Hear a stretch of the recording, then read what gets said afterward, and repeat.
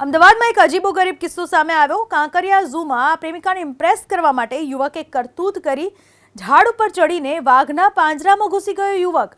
પગ લપસતા યુવક પાંજરામાં પડતા બચ્યો। ઝૂના સ્ટાફે યુવકને સહી સલામત રીતે બહાર કાઢ્યો। 26 વર્ષીય અરુણ કુમાર સામે પોલીસ ફરિયાદ નોંધાઈ છે। પોલીસે અરુણ કુમારની ધરપકડ કરી। આરોપી મૂળ યુપીનો છે અને રખિયાલમાં ભાડાના મકાનમાં રહે છે। પ્રેમિકાને ઇમ્પ્રેસ કરવા માટે આ ભાઈ ઝાડ ઉપર ચડી ગયા અને બાદમાં ખાબક્યા વાઘના પાંજરામાં। કાંકરિયા ઝૂની આ ઘટના છે।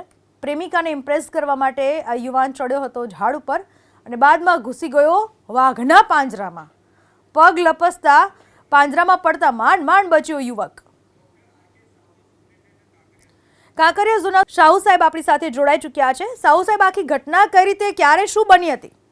આની અંદર ઘટનામાં એવું છે કે આજે પ્રાણી સંગ્રહાલયની અંદર એક જે ભાઈ છે એ એક રેલિંગ ઉપર ચડીને અને પછી વૃક્ષ ઉપર ચડી ગયા હતા અને આપણે ત્યાં સવારે 10:30 થી લઈને અને 2 વાગ્યા સુધી વન્ય પ્રાણીઓને ખાદ્ય ખોરાકી જે આપીએ છીએ અને આપીને પછી એને ખુલ્લા પાંજરામાં છોડીએ, ત્યારે વ્હાઇટ ટાઇગ્રેસને બહાર છોડીએ એ માટે એ લોકો પછી 2 કલાક આરામ કરતા હોય, 5 વાગે પછી એક્ટિવ થાય।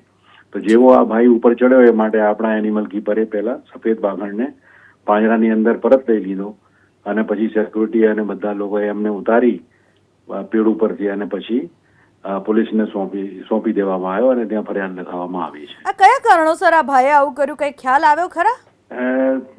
થોડો મગજનો ખરાબ હોય એવું લાગે છે એમને, કેમ કે ઉપરથી હાથ જોડતો હતો, પકડીને જ્યારે નીચે ઉતાર્યો અને ત્યારે એને પૂછવામાં આવ્યો તો કે એ તો મને ખબર નથી, મતલબ થોડો એમ મંદબુદ્ધિ હોય એવું લાગે છે।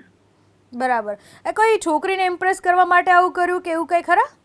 ના, એવું તો કશું ધ્યાન ઉપર નથી। એની સાથે સમય અમારા જે કર્મચારીઓ છે અને સિક્યુરિટી છે એ લોકોએ તાત્કાલિક જે એક્શન લીધા એની અંદર એના લીધે કોઈ પણ પ્રકારનો એક્સિડન્ટ બચી ગયો, નહીં તો અગર જો નીચે ઉતરી જાય તો એક્સિડન્ટનો બનાવ બની શકે।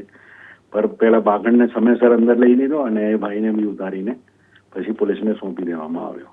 બરાબર। સાહુ સાહેબ, આભાર આપનો અમારી સાથે વાત કરવા બદલ।